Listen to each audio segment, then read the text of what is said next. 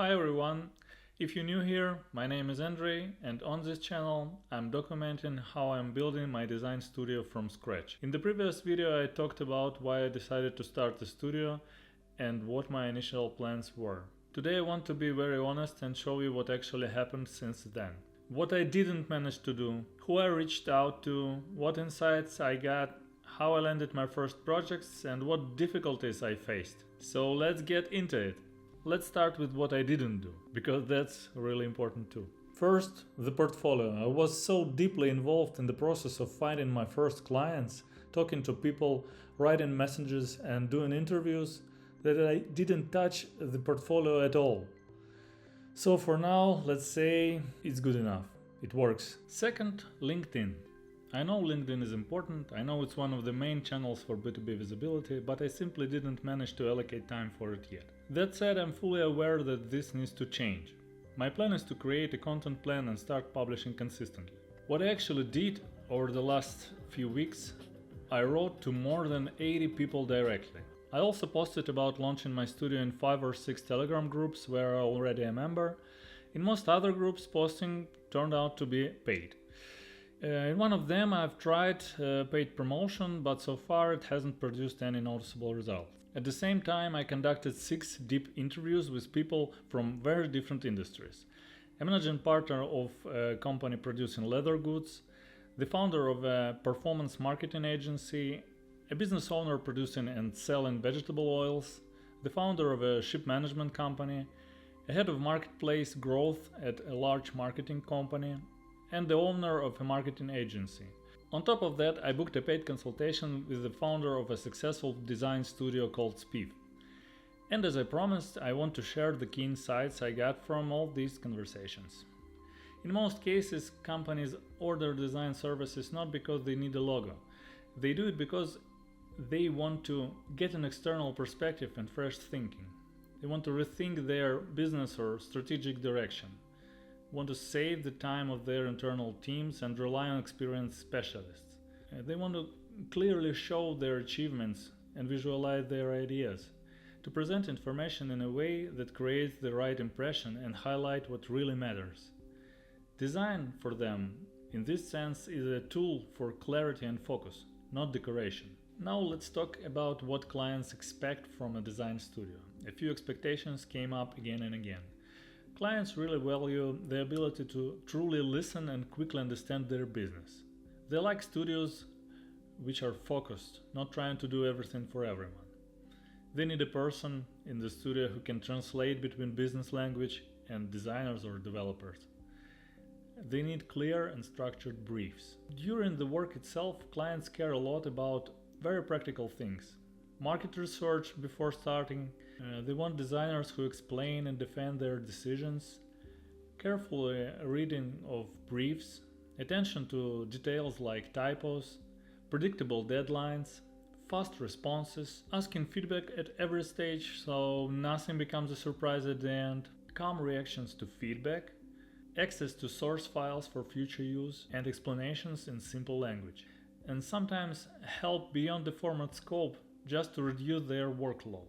Emotionally, clients want studios to project calm confidence and curiosity, but not overconfidence, no arrogance, and a genuine desire to understand their needs. One more interesting thing about what clients are afraid of. There are 2 common fears during working with design studio. The first one is large teams where an inexperienced designer might be assigned to their project. And the second one, the fact that studios usually cost more than freelancers. Many companies intentionally look for non-famous studios because market leaders often overprice their services. At the same time, high fees of large studios can actually save companies money because they reduce endless discussions, internal meetings, and time spent by top management.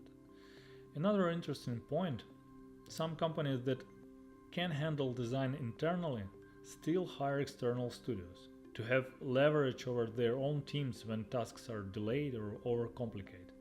And one more important thing, it's surprisingly difficult to find studios that truly understand the visual expectations of specific countries and markets.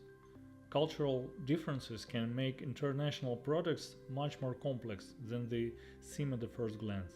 How studios are usually chosen? In the vast majority of cases, no surprise, by recommendation. That's where most projects come from.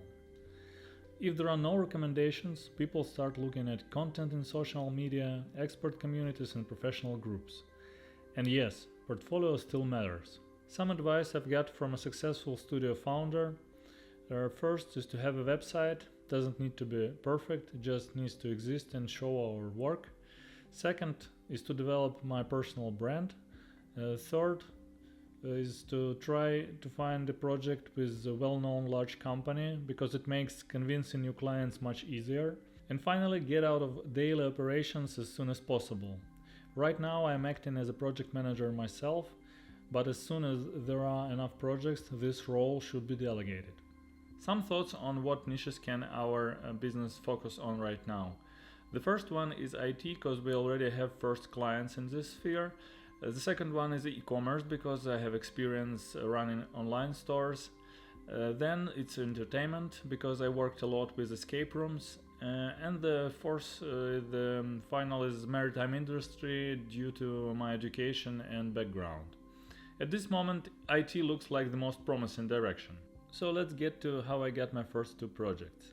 The first project came from a deep interview with someone I knew from marketing courses more than 10 years ago. He used to run a successful marketing agency and now works on Dixie Live, an AI-powered platform that monitors media mentions.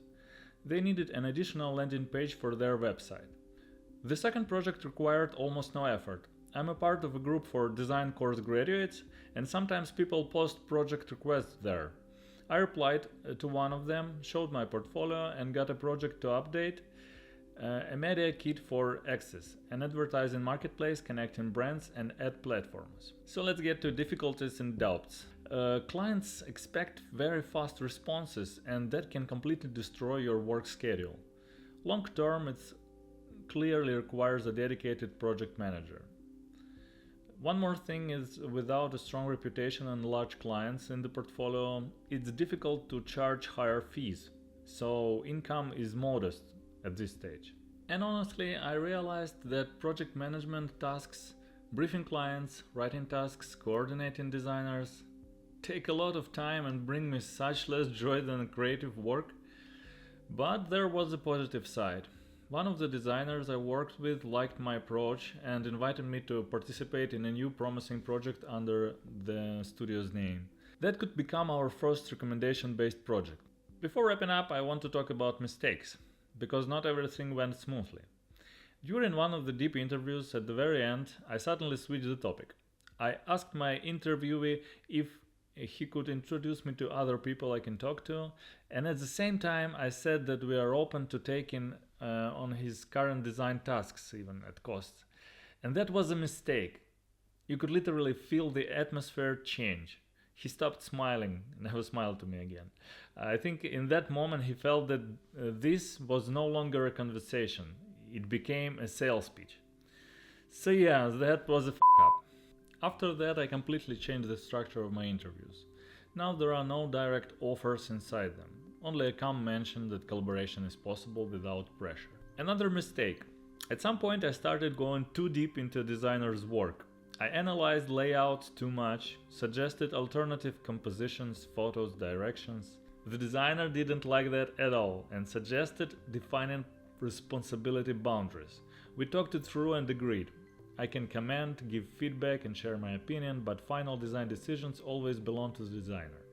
And that works perfectly for me, because long term I don't want to be deeply involved in operations anyway. So the lesson is simple. If you are building a design studio and acting as a project manager at the early stage, focus on that role and on founder responsibilities.